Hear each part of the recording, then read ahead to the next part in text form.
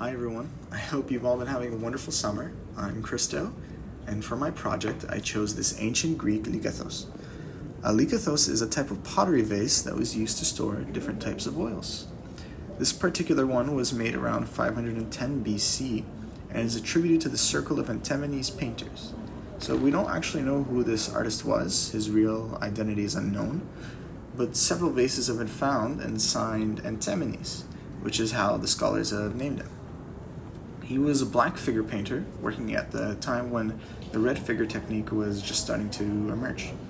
And artists like him often painted these scenes from famous Greek myths, and this vase is no exception.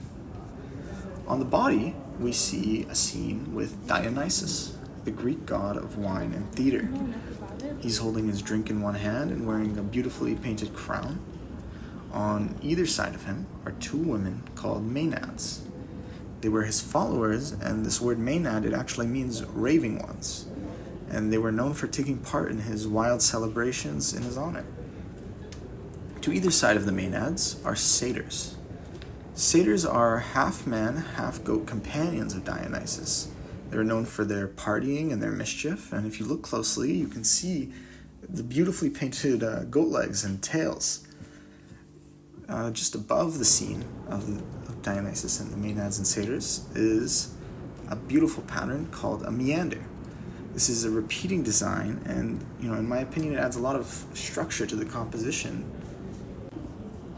Moving up to the shoulder of the vase, there's a scene from the 12 labors of Heracles. In this one, Heracles is shown wrestling the Nemean lion, and truly it's drawn beautifully, like it's so intricate. And to Heracles' left is Athena, the goddess of wisdom and battle strategy. In this scene, I believe she's playing a supporting role, maybe offering guidance or perhaps even a weapon, since it looks like she might be handing him that sword that is in between the two of them.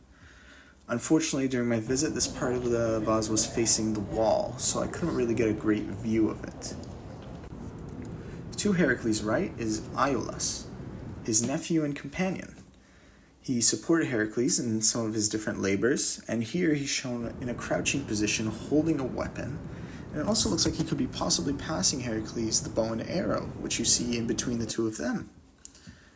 And above this shoulder scene is a beautiful tongue pattern that is shown in red and black.